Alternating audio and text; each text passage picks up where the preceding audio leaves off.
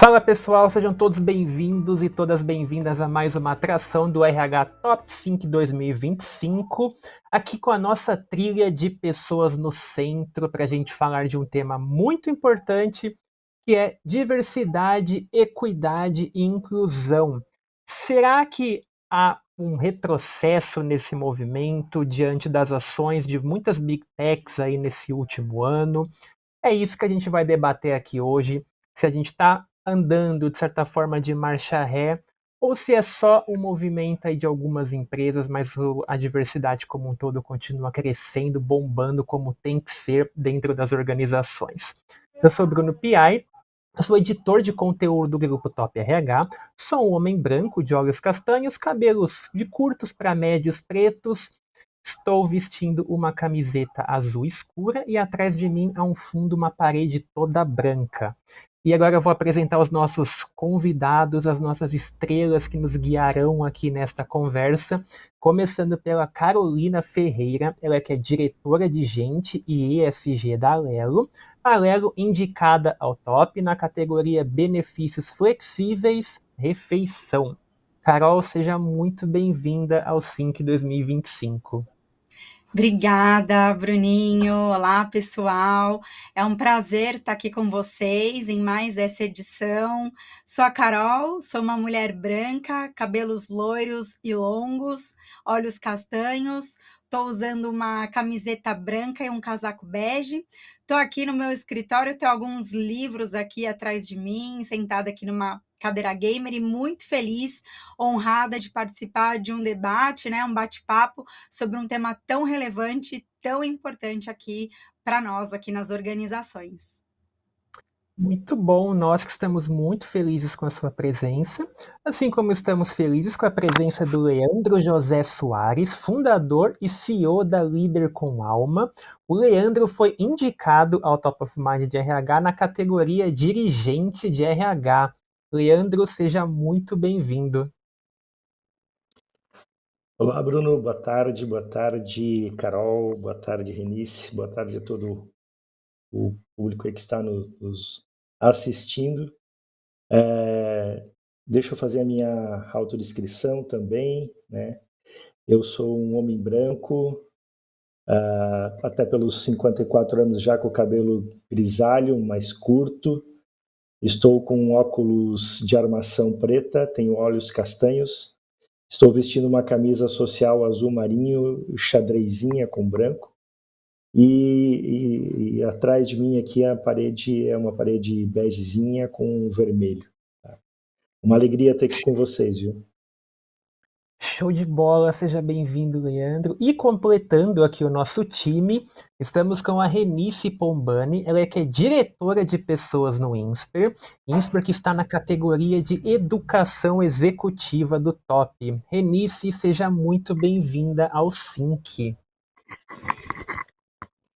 Olá, pessoal, muito obrigada, Bruno. Prazer estar aqui com vocês para um tema tão relevante, como Carol disse.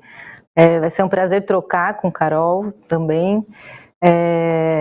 Então, eu sou uma mulher branca, de cabelo cacheado, estou utilizando uma blusa rosa, pink e um blazer cinza. E estou falando aqui do INSPER, então atrás de mim tem alguns blocos aqui com a nossa marca. Muito obrigada a vocês. Muito bom, seja bem-vinda. Pessoal, para começar o nosso papo, então, como hoje aqui estamos com um trio de RH para debater esse tópico da diversidade, da inclusão e da equidade, o que guia essa nossa conversa, de fato, é um movimento que nós vimos crescer, principalmente no último ano, de muitas big techs recuando em algumas iniciativas referentes à diversidade. A gente viu algumas delas até fechando setores referentes ao DEI, e naturalmente isso levantou uma preocupação muito por conta do tamanho dessas empresas, da relevância dessas marcas, em relação a como o mercado tende a enxergar a efetividade, a necessidade de ações inclusivas, de ações de equidade. Então eu queria começar por você, Carol, falando um pouquinho, quando a gente analisa esse movimento como um todo. Claro, a gente tem as big techs como uma referência, mas nós sabemos que esse é um tema muito discutido em qualquer setor, em qualquer porte de organização. Eu queria que você pontuasse um pouco como um todo. De fato, a gente tem que se preocupar? Ou a gente está vendo um movimento muito mais, talvez, político ou de empresas que nunca tiveram mesmo uma cultura diversa, então é até natural que elas vão por esse caminho. Isso gera alguma preocupação ou a gente está falando de algumas exceções e a diversidade segue aí firme e forte no mercado? Bom, trazer um pouquinho aqui de como eu vejo, um pouco de como eu penso sobre essa questão, né? Eu penso que o risco ele existe, ele é um risco real, especialmente porque a gente fala de algumas pressões políticas, a gente fala de algumas pressões judiciais, econômicas que estão aí, né? A gente presencia isso, assiste a isso todos os dias. Mas eu vejo muito mais um movimento de recalibração, ou recalibragem, vamos chamar melhor assim, das empresas quando a gente fala do tema de diversidade, equidade e inclusão. Então, muito mais recalibrar do que um abandono do tema. O tema continua sendo relevante, continua sendo importante, é uma pauta muito relacionada a negócio. Na Lelo a gente trabalha muito com essa pauta relacionando ao negócio, inclusive trazendo OKRs, metas, olhando muito para onde a gente quer chegar. Então, muitas empresas que têm a diversidade, sejam nacionais ou multinacionais, que têm a diversidade como um olhar de negócio, continuam nesse movimento, mas muito também por conta dessas pressões sociais, políticas, enfim, olhando para essa reformulação do seu posicionamento. Então, não vejo como um abandono ou como um retrocesso, mas sim uma reformulação, uma recalibragem da pauta.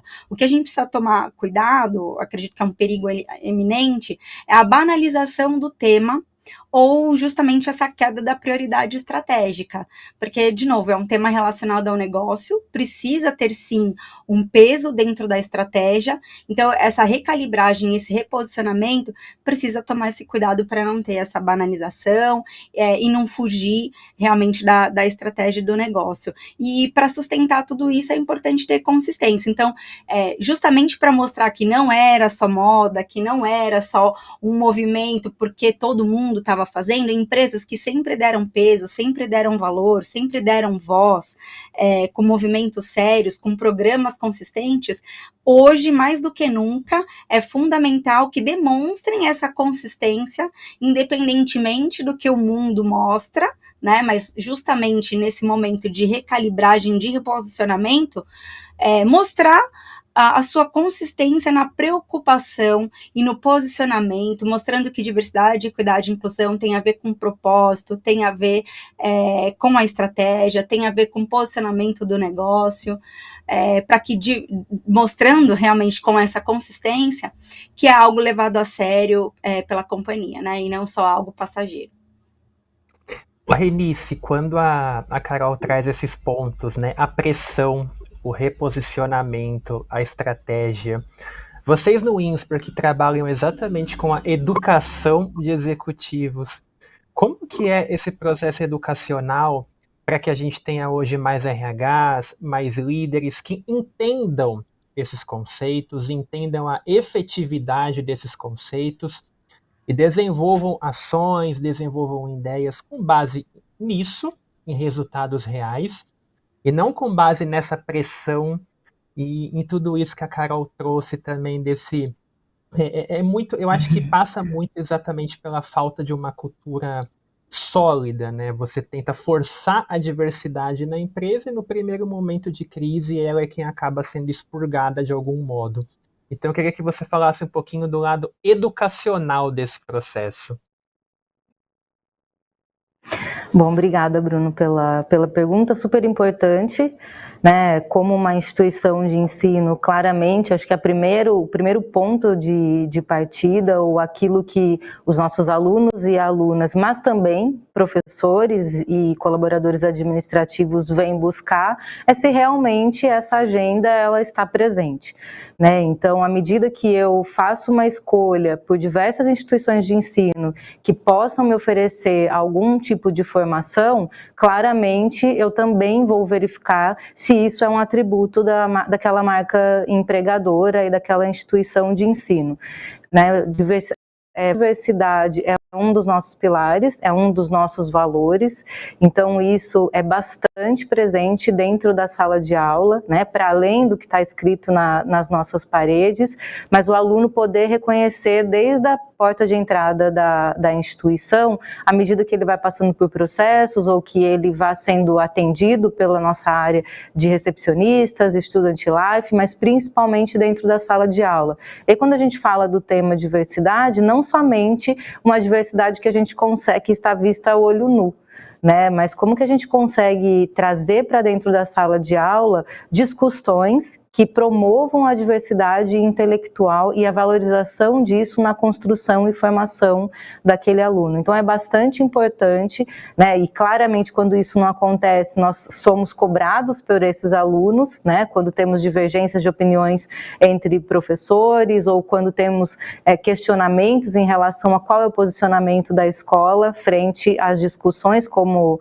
a Carol comentou, como as pressões políticas e econômicas, né? Então acho que como um princípio, escola, o quanto isso está presente na nossa cultura, independentemente se ela é para aluno, docente ou colaborador, né, que é transmitida não só pelo que está em sala de aula sendo oferecido pelos nossos professores, mas em todo o ambiente. Não adianta nada a gente ter alguma temática sendo promovida dentro da sala de aula, inclusive que tem um papel ali, principalmente quando a gente fala de educação para executivos, como lidar com esse tema, como sair dessa polarização em relação ao retrocesso da agenda. Eu concordo bastante com a ideia de que a gente está em um momento, sim, de retrocessos concretos, mas principalmente de uma revisão estratégica em relação à temática diversidade. Então, acho que esse é um papel bastante importante que tem que estar na agenda, que tem que estar, né, nos nossos planos de aulas e nos programas que a gente oferece, mas principalmente naquilo que o aluno percebe no momento que ele está aqui. E eu acho que um desafio em torno disso também, e aí, Leandro, te trazendo para a conversa, uma das polêmicas aí envolvendo essas Big Techs foi quando uma ex-executiva da Meta, ela trouxe a público que uma das reclamações do Mark Zuckerberg era a falta de energia masculina no escritório, saudades de uma energia mais masculina no escritório.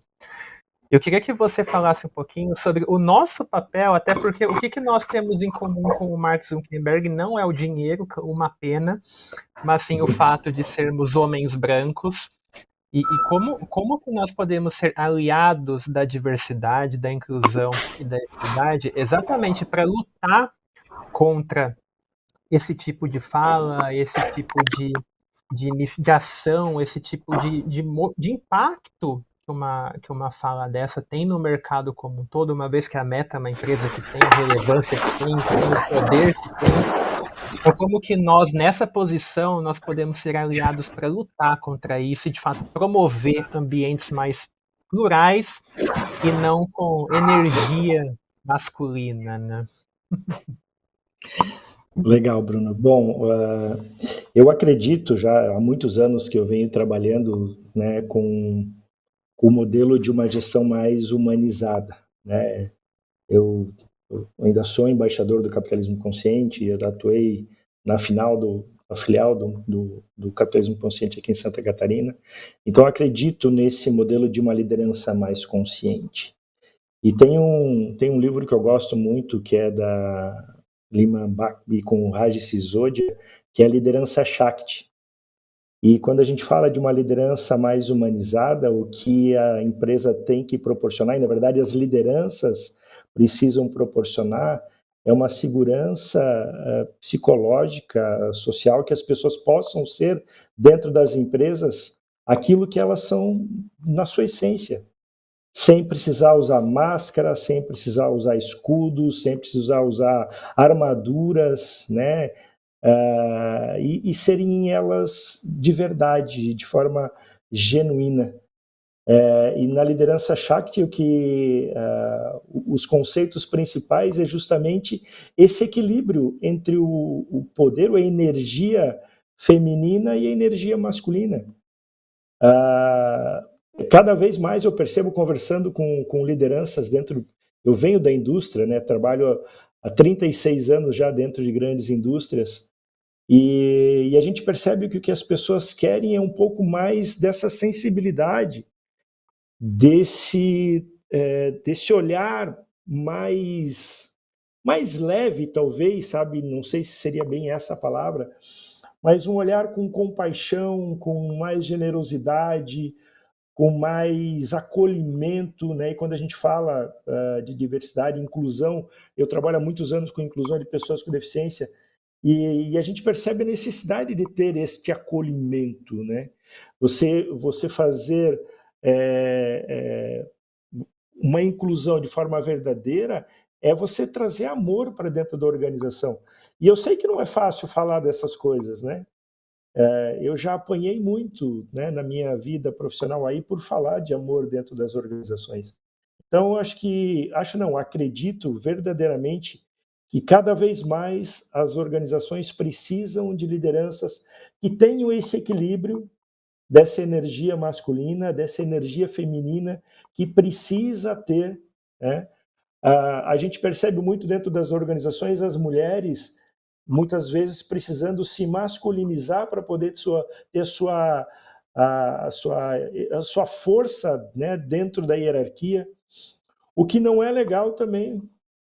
Acho que a mulher tem que ser ela mesma, ela tem que ser verdadeira, ela tem que ser mulher, ela tem que ser feminina, e não necessariamente ela vai deixar de ter a sua força por ela ser mulher. Então, eu particularmente acredito cada vez mais, e tenho conversado com RHs, e muitas empresas têm me procurado hoje, né? Agora eu estou com minha empresa de consultoria, justamente para trabalhar essa essência de uma liderança mais humanizada nas suas organizações.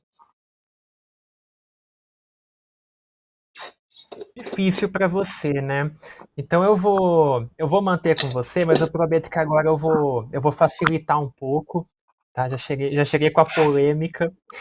Quando você fala sobre o acolhimento, sobre o amor, sobre essa questão da pluralidade e tudo mais, o que está faltando, Leandro, para que a diversidade, a inclusão, a equidade dentro de qualquer porte, qualquer modelo de empresa, o que não está sendo visto para a gente transformar as práticas de moda para cultura?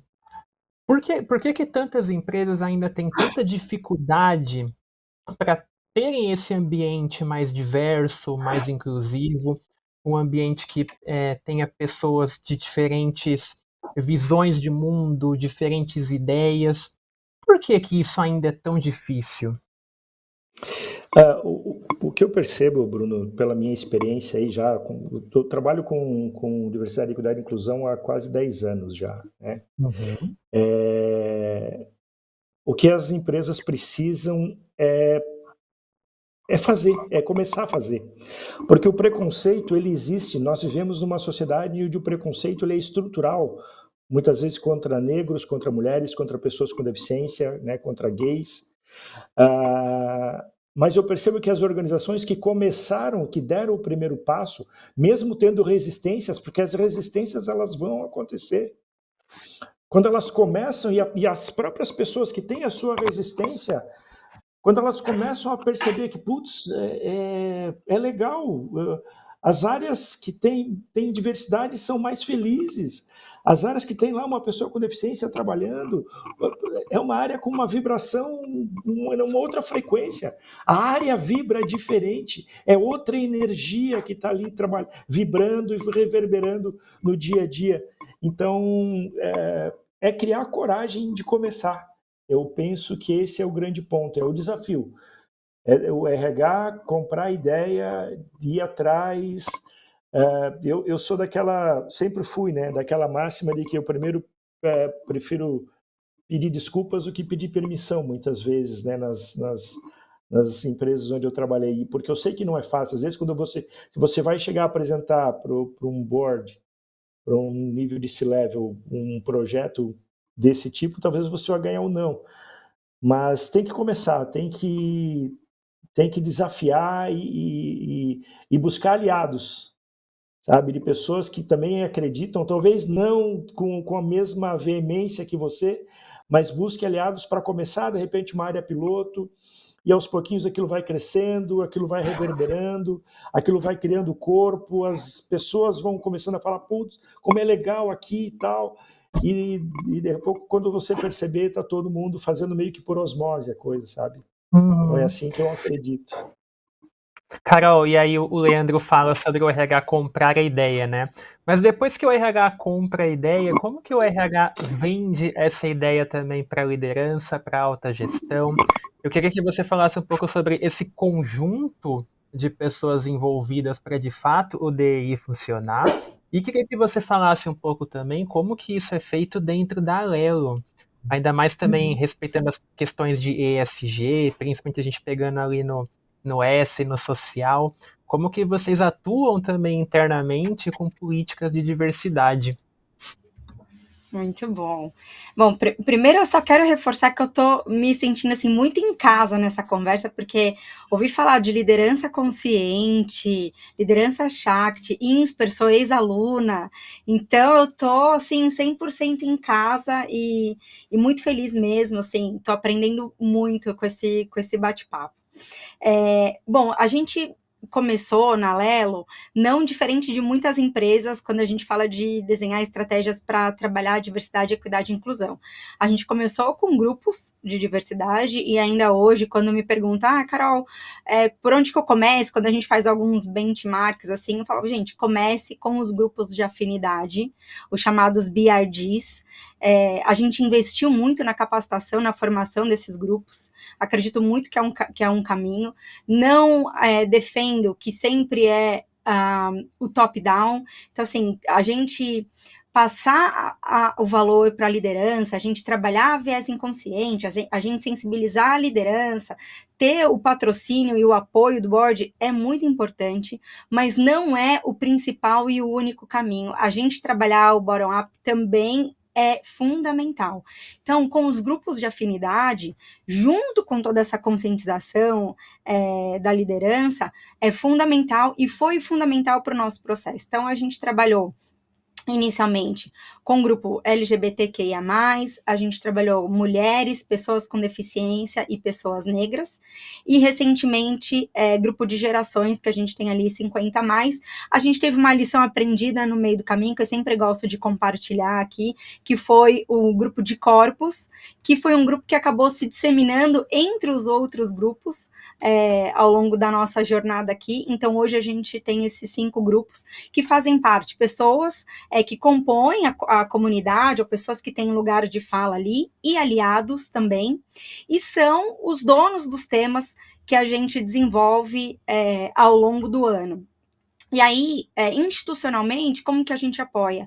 Desenhando OKRs que mostram como que estrategicamente a gente quer apoiar os dois lados, tanto fortalecendo a diversidade, equidade e inclusão, porque a gente acredita, sim, que a gente tem um papel enquanto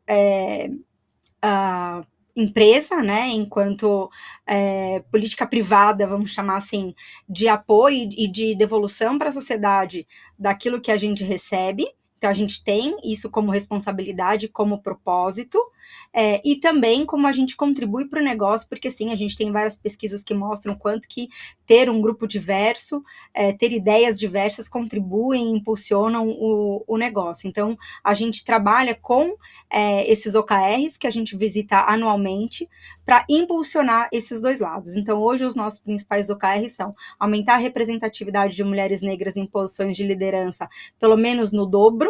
Hoje a gente começou de julho a julho, né? Em julho do ano passado, com 3% só, sim, né? É muito pouco de mulheres negras em posições de liderança. A gente quer chegar em 6%. Hoje a gente está em quase 4%. Então a gente tem ainda um caminho ali a trilhar. A gente quer crescer a nossa base de representatividade de pessoas 50 a mais para 12% da nossa base. A gente começou com 8%, a gente está em 10%.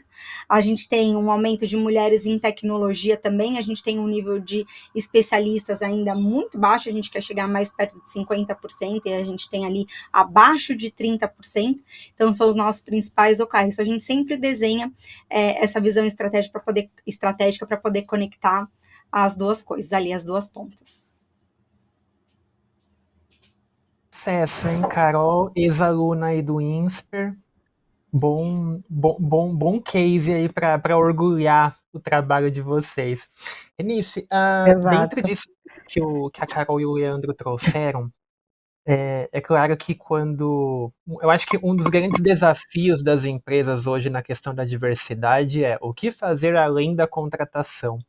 Eu recebo tanto material, mas tanto material de contratamos pessoas negras, estamos respeitando a lei de cotas, estamos com a lei de aprendizagem, leia aqui, leia ali, é sempre contratando, batendo uma meta ali de número e tudo mais. Mas e como que fica a inclusão nesse processo? Como que a gente torna o pós-contratação de fato inclusivo?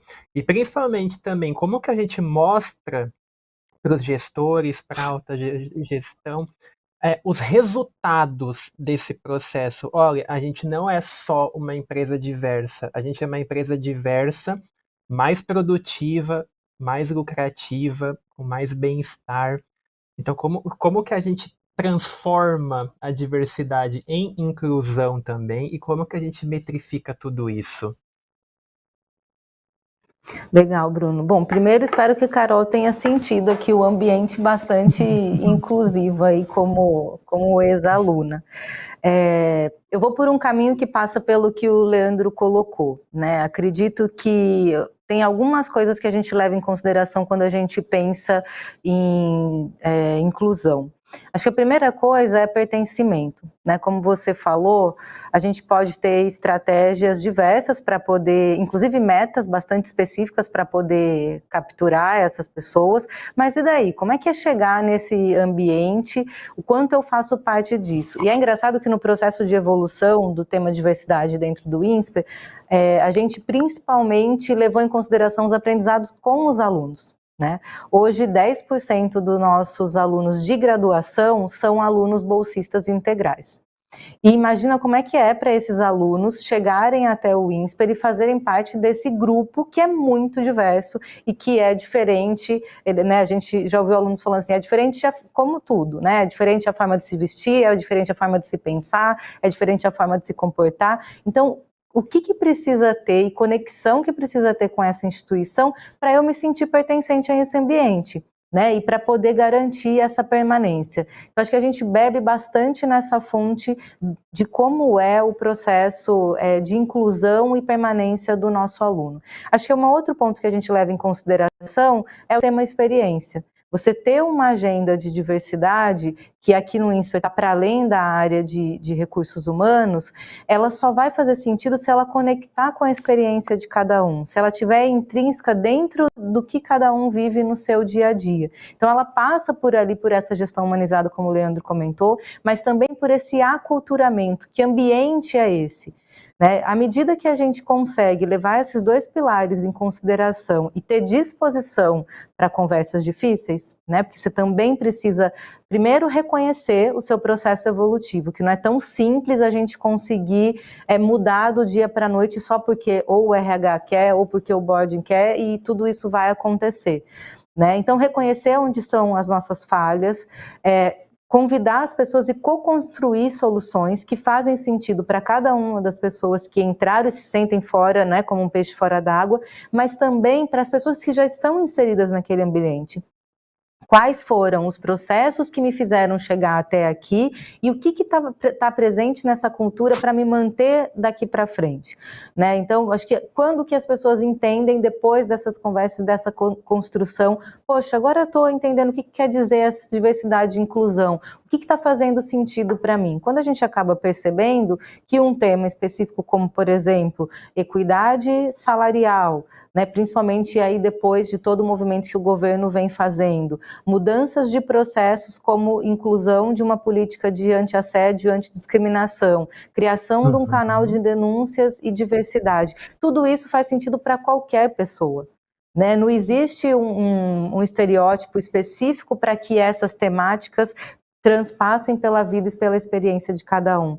Então, acho que à medida que a gente vai trabalhando e principalmente inclui as pessoas nas soluções, né, nessa co-construção, a gente consegue mexendo nessas alavancas e que vão mostrando o quanto essa cultura pode crescer e sim, está alinhada à estratégia, né? Pessoas felizes, que se sentem pertencentes, obviamente são pessoas mais produtivas. Muito bom. Pessoal, a gente está encaminhando aqui para o nosso final. A minha produção tá me passando a colinha aqui que o nosso tempo está estourando. Eu juro que eu não percebi que o nosso tempo estava estourando. Então, para a gente finalizar, Leandro, como a gente guiou a nossa conversa principalmente pelo exemplo aí trazido pelas Big Techs e tudo mais, né? Para quem está nos assistindo agora, que olha esse movimento, olha essa refração, vê o nome das empresas envolvidas e até cogita, poxa, então se essas empresas estão fazendo, será que eu deveria fazer também? Será que esse é o caminho? Será que essa retração faz sentido? Enfim, para quem está olhando para esse lado, qual que é a mensagem final aí que você passaria? Poxa, não sigam esse exemplo, enfim, como que você fecharia aí o nosso papo? Olha, a gente percebe muito dentro do nosso ecossistema aí, né, empresarial, se falando em inovação, inovar, agora inteligência artificial e tal. E assim, se a empresa quer continuar sendo inovadora, quer continuar conseguindo alto desempenho, sendo, sabe, evoluindo cada vez mais, não tem como pensar dessa forma sem diversidade, equidade e inclusão. Não tem como inovar, gente, não adianta, sabe, pensar em inovar com todo mundo igualzinho lá, branco, loirinho, né, com a camisinha social, sem tatuagem, não adianta. Não vai inovar, vai ser todo mundo pensando sempre igual. Então, a diversidade, para quem quer continuar inovando, quem quer continuar evoluindo, quem quer continuar tendo resultados diferentes, não tem como não pensar em trabalhar a diversidade, equidade e inclusão dentro do seu negócio. Não tem como. Então, é pensar sempre cada vez mais de não olhar as pessoas como recurso, como ativo. A gente escuta muitos discursos, né? As pessoas são o nosso maior ativo. Cara, ativo é bem imobilizado. Gente é gente, continuar sendo gente em qualquer lugar. Então vamos começar, né, de verdade, olhar as pessoas como gente, que eu acredito que vai fazer a diferença total para todo mundo. Então é nisso que eu acredito. Show de bola. Pessoal, eu quero agradecer muito a presença de vocês, Carol, Renice, Leandro. Parabéns aí por todo o trabalho que vocês vêm desempenhando. Parabéns pelas indicações ao top. E por mais que a gente aqui, como jornalista, tenha que ser imparcial, vamos combinar que nesse tema não dá, né, gente? Em pleno 2025, olhar para trás em relação à diversidade, inclusão e equidade, pelo amor de Deus, vamos combinar que não tem mais como, né? Bom, passando então alguns recadinhos finais aí para você que está nos acompanhando. Espero que, assim como eu, você tenha curtido e aproveitado esse papo, essa aula trazida por esse trio tão especial. E fica o convite, então, para que você acompanhe as outras trilhas, as outras atrações aqui da RH Top 5. Tem muita coisa rolando, tem muito assunto bacana. E o convite também é para você votar no Top of Mind de RH. A votação tá bombando, o colégio tá super em alta, é o maior colégio eleitoral que a gente já teve, mas falta o seu voto, né? Então entra lá no site do Top, faz um cadastro bem rapidinho, nos ajude a fortalecer ainda mais a comunidade de RH e esse trabalho tão incrível que vem sendo feito aí nos últimos anos, tornando o RH cada vez mais poderoso, inovador, estratégico e protagonista. Fechado? A gente se vê em uma outra atração. Continue por aqui E tem muita coisa rolando aí, aproveite o evento e até mais. Para conhecer mais sobre o prêmio e todos os indicados, tenha sempre por perto os anuários Rumo ao Top e os eleitos. Acesse e receba a edição impressa ou digital. A votação para o Top of Mind de RH termina no dia 30 de setembro. Acesse e vote. Garanta seu lugar na noite de premiação deste ano. Os ingressos já estão à venda.